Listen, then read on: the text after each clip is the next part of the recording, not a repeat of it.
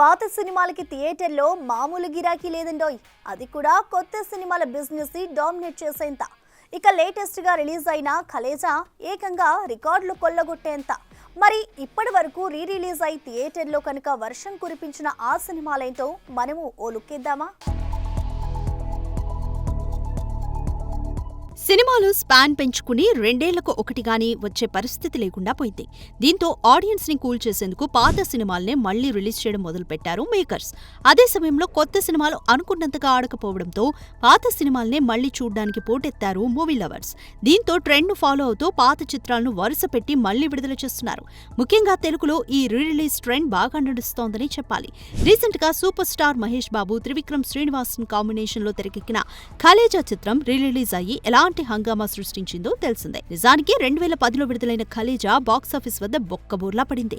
కానీ re release లో మాత్రం అదిరిపోయే రెస్పాన్స్ తో భారీ కలెక్షన్స్ ని రాబట్టింది. ఇంకా చెప్పాలంటే అదే రోజు కొత్తగా వచ్చిన భైరవం సినిమాను గట్టి దెబ్బ కొట్టింది.